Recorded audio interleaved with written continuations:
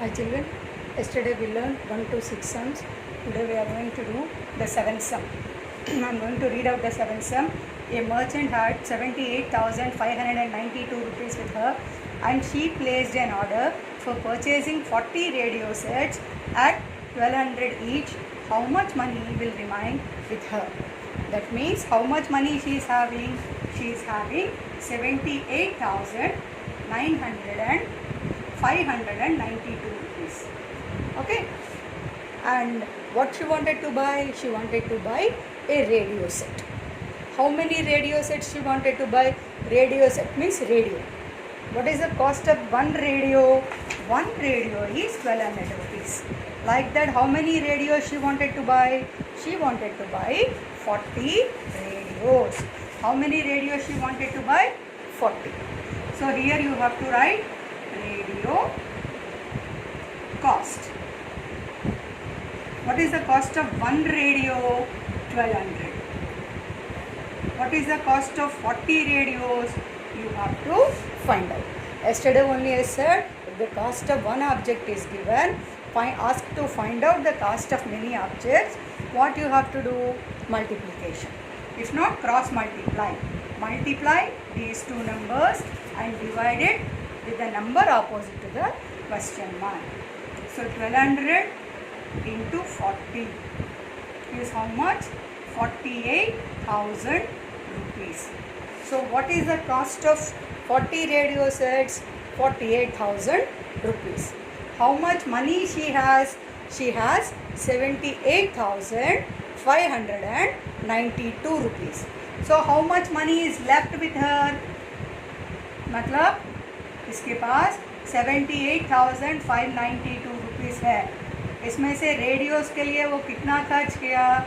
48,000 rupees खर्च किया. तो कितना बच जाता है इसके पास?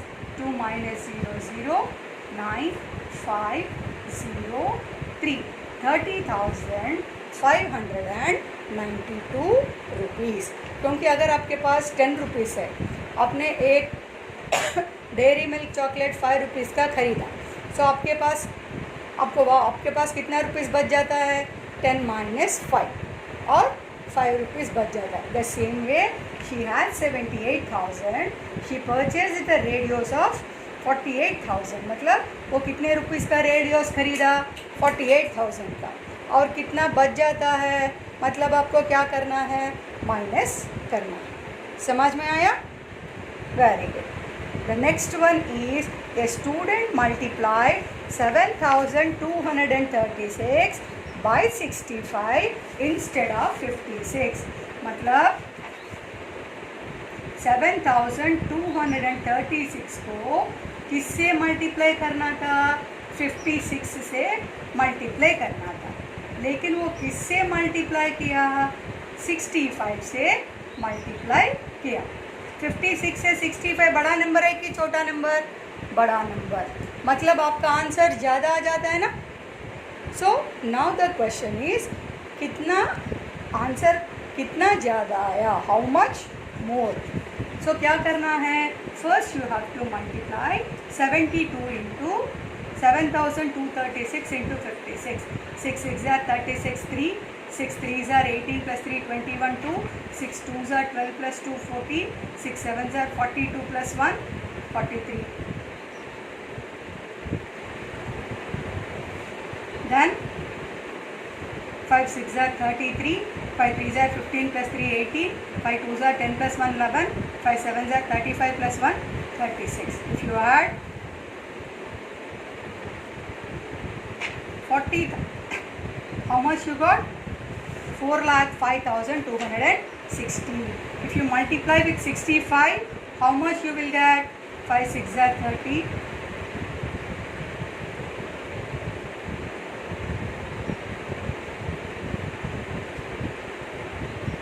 6 6s are 36. 6 3s are 18 plus 3 21 2.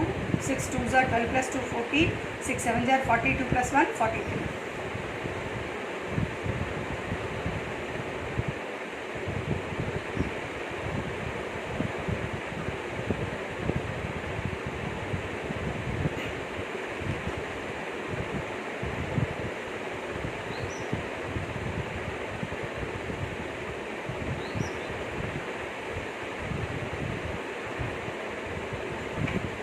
ये कितना आया 4,70,340 रुपीज़ आया. सो विच वन इज़ मोर 4,70,340. कितना ज़्यादा कितना कम के लिए हम क्या करना है, बड़ा नंबर में से छोटा नंबर को निकालना है. निकालो 4,70,000 माइनस 4,05,000.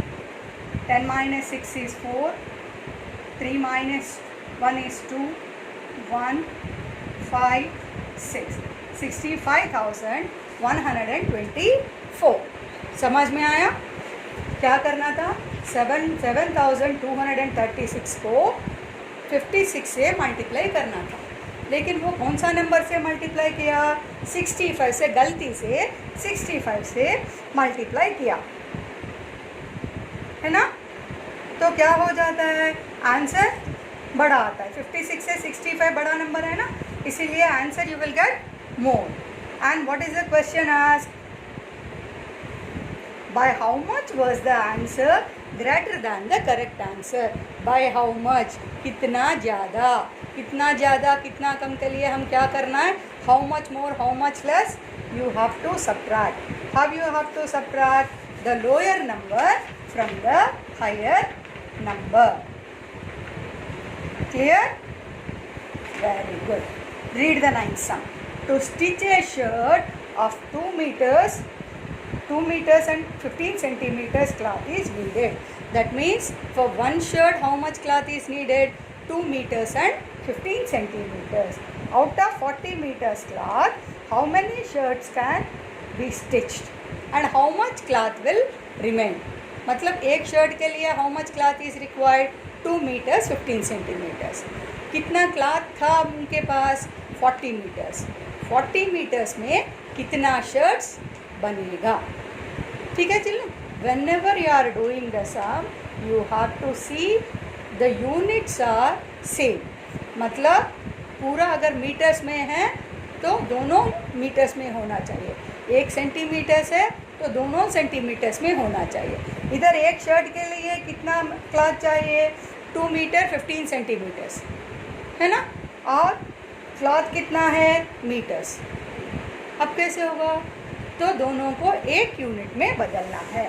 कैसे बदलना है, 1 metre is how many centimetres, 100 centimetres. For 1 shirt how much cloth is required, 2 meters 15 centimeters. So 2 meters is how many centimeters, 200 centimeters. So एक शर्ट के लिए कितना चाहिए, 200 centimeters plus 15 centimeters. 1 shirt 215 centimeters चाहिए. उनके पास कितना क्लॉथ है, 40 meters. So 40 meters is equal to how many centimeters, 4000 centimeters है ना. अब कैसे लिखना है, shirt cloth. 1 shirt how much cloth is required, 215 centimeters. 4000 centimeters में कितना शर्ट्स बनेगा. आपको याद है cross multiplication method, teacher said multiply these 2 numbers and divide with the number opposite to the question mark. That means 4000 into 1 divided by 215. इसमें और एक है मल्टीप्लिकेशन मेथड, कॉस्ट ऑफ या. So you have to multiply 4000 into 1. Cross multiplication में दोनों को multiply करना है, क्वेश्चन मार्क के अपोजिट साइड नंबर से डिवाइड करना है. ये दिस इज़ द ईजियर वे. मैंने आपको बताया जब भी आपको डाउट आया मल्टीप्लिकेशन करना है या डिवीजन करना है, ये मेथड एक ट्रिक फॉलो करो.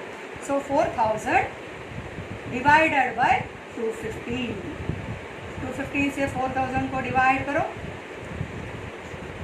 215 ones are 215, 85, 185, maybe 8 times. 215 8, 8 5s are 40, 120, 8, 1720 and 130. How many shirts you can make? 18 shirts you can make. How much cloth is left? 130 centimeters cloth is left. Children, whenever you are doing the sum, see to the units. मतलब सम में सारा एक ही unit का होना चाहिए. Unit मतलब अगर metres है तो दोनों मीटर्स में होना चाहिए, सेंटीमीटर्स है दोनों सेंटीमीटर्स में होना चाहिए. इसीलिए वो लोग क्या किया, हमने क्या किया, ये 2 meters 15 centimeters. 1 meter is how many centimeters? 100 centimeters. So 2 meters how many centimeters? 200 centimeters. One shirt के लिए how much cloth is required? 2 meters 15 centimeters. That is 215 centimeters. वो आदमी के पास कितना क्लॉथ था? 40 meters. 1 meter is how many centimeters? 100 centimeters. So 40 meters is how many centimeters? 4000 centimeters. ठीक है, आप कैसे लिखना है इसमें? We are dealing with 2 things. One is shirt, one is cloth. So here you write shirt, here you write cloth. One shirt के लिए कितना क्लॉथ चाहिए? 215 centimeters क्लॉथ चाहिए. आपके पास कितना क्लॉथ है? 4000 centimeters क्लॉथ है. उसमें से कितना शर्ट्स बनेगा? वो कितना शर्ट्स बनेगा आपको पता नहीं है, इसीलिए क्वेश्चन मार्क. फिर क्रॉस मल्टीप्लिकेशन आता है. ये क्रॉस में ये दोनों नंबर्स को मल्टीप्लाई करो. क्वेश्चन मार्क के सामने जो नंबर है उससे डिवाइड करो. 4000 इंटू 1, 4000 डिवाइडेड बाई 215. समझ में आया? Excellent. The same thing, the medicine is packed in the boxes, each weighing 4 kg 500 grams. How many such boxes can be loaded in a van? It can carry 800 kgs. That sum is of the same method. One box 4 kg 500 grams. The same type. I think you try this. Okay? The same method, children. Same method. Instead of shirt, it is given medicine box. Here 1 kg is how many centimeter? How many grams? 1000 grams. So 4 kg 500 grams is 4500 grams. And 800 kg is 8 lakh grams. 8 lakh grams divided by 4500 grams. The same type of sum. I think you can do. The 11th sum you see. The distance between the school and the house of a student is 1 kilometer 875 meters. Suppose say this is school, this is house. What is the distance here? 1 kilometer 875 meters. Up first from home to school. Again you are going back from school to home. School to home also same distance, no? 1 kilometer 875 meters. है ना? School आने के लिए you have to travel 1 kilometre 875 metres, और घर जाने के लिए you have to travel 1 kilometre 875 metres. मिला के कितना डिस्टेंस आपको ट्रैवल करना पड़ता है? मीन्स टोटल आने जाने के लिए 1 kilometre 875 meters. 1 kilometer 875 meters. Children, see here I wrote kilometers, here I wrote meters. 5 plus 5 10, 15, 8 plus 8 16 plus 1 17. So what is the total distance? 3 kilometers 750 meters per day.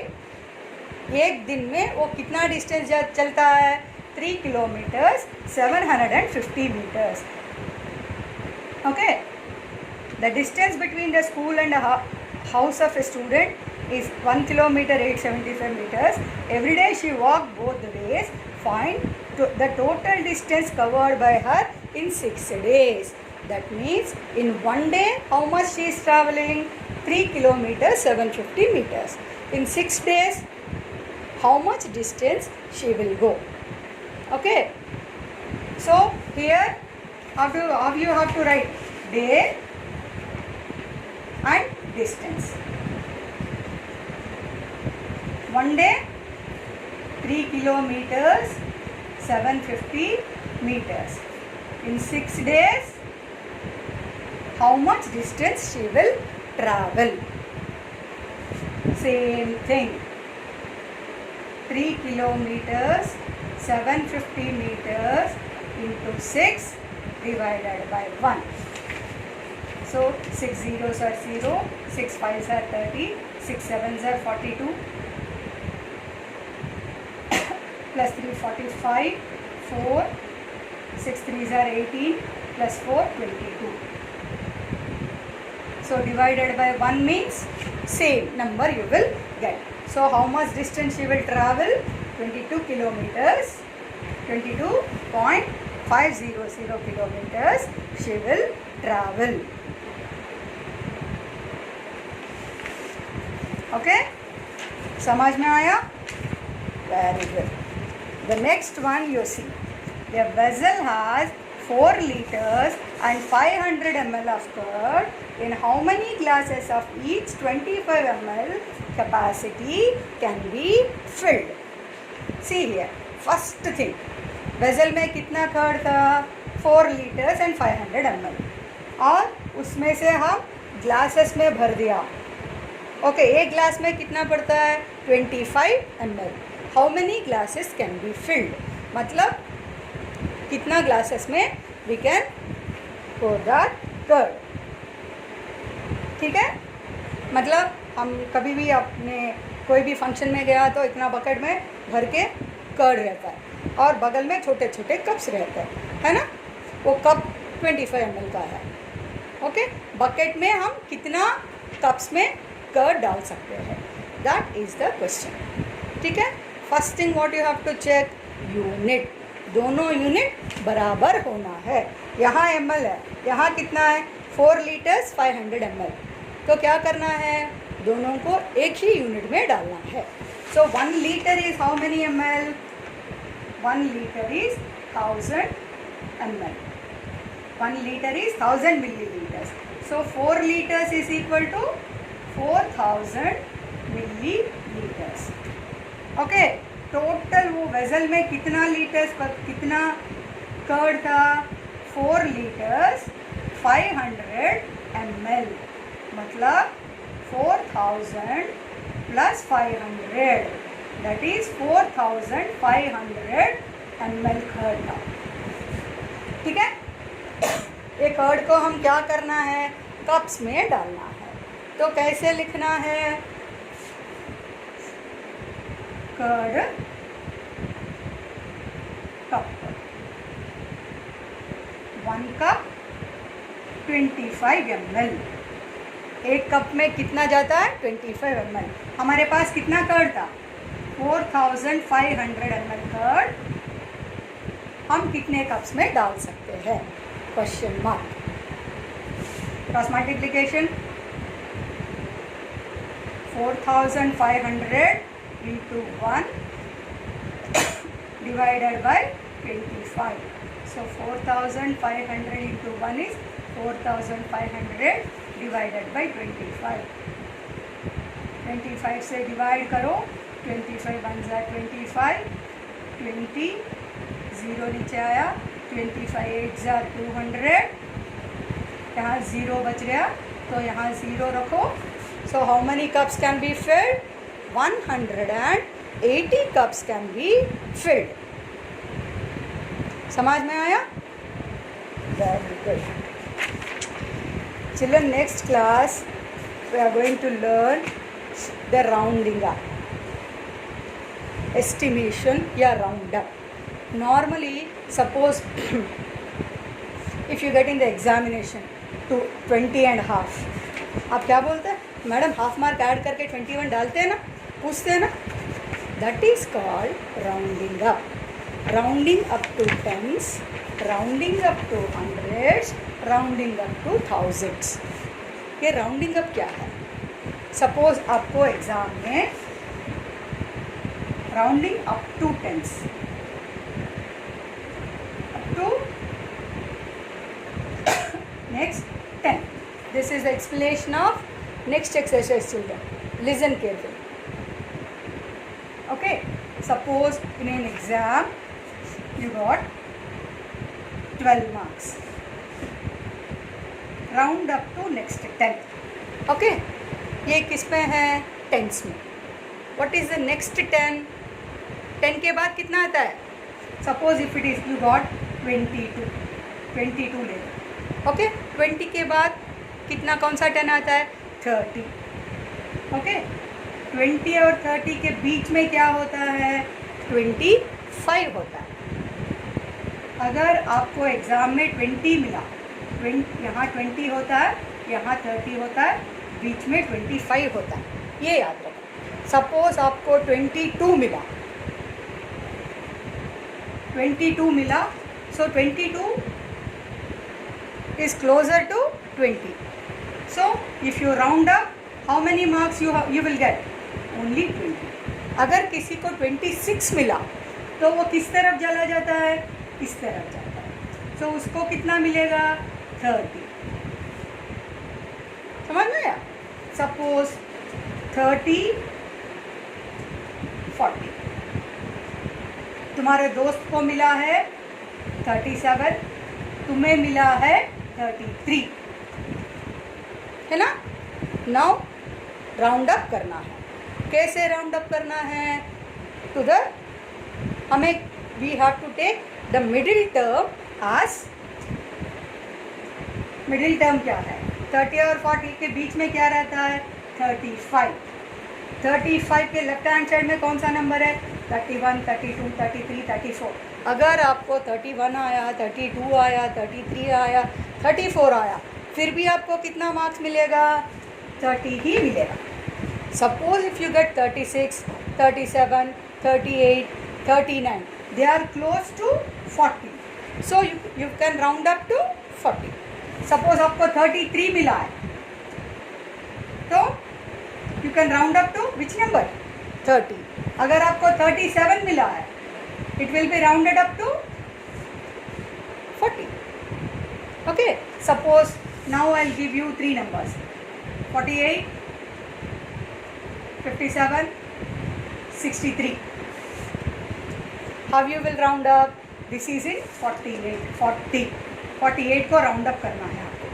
पहले क्या लिखना है? 40. फिर what is the next 10 after 40? 50. ये 48 रहता है 40 और 50 के बीच. तो बीच वाला नंबर क्या है? ये इधर लिखो 45. ओके. 48 किस तरफ आता है? 45 के इस तरफ या इस तरफ? इस तरफ आ जाता है. सो 46, 47, 48.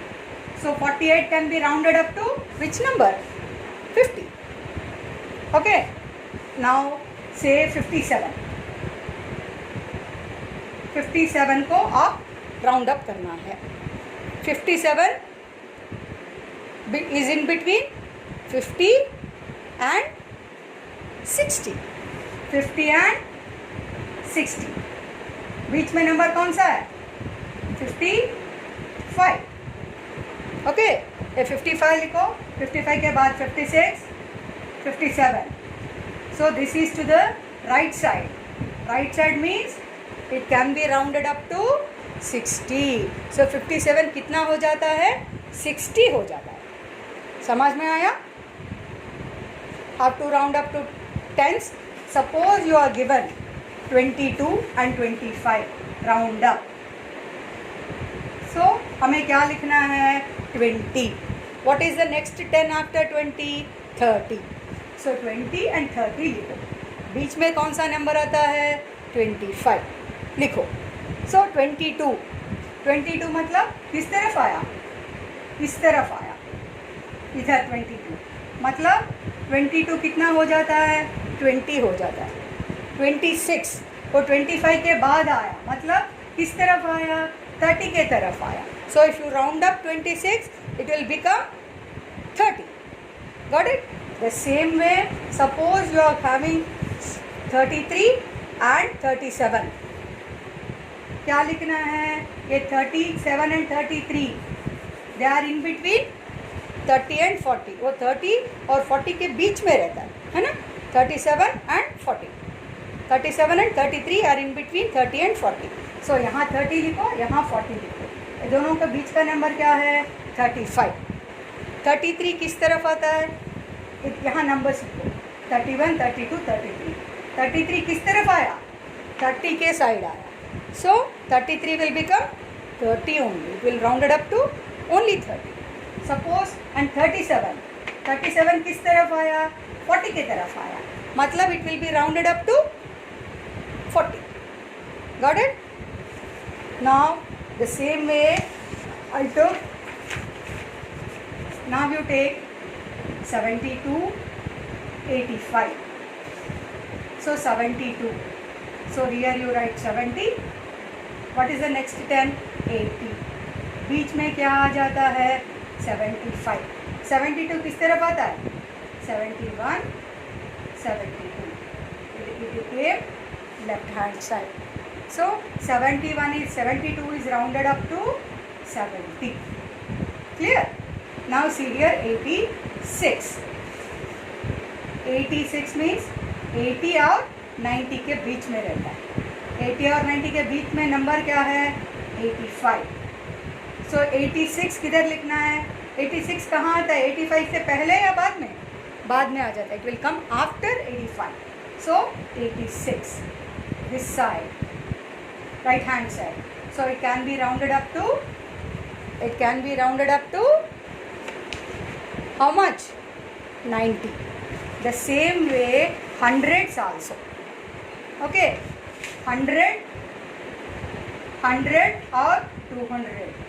100 और 200 के बीच में कितने रहता है? 150. 200 और 300 के बीच में 250. 300 और 400 के बीच में 350.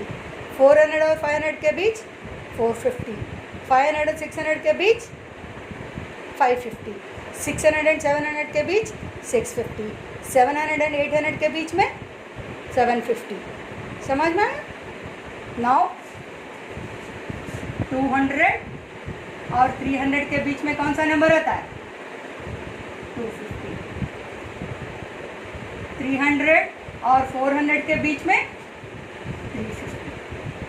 अगर आपको नंबर दिया 128 एंड 187, राउंड अप.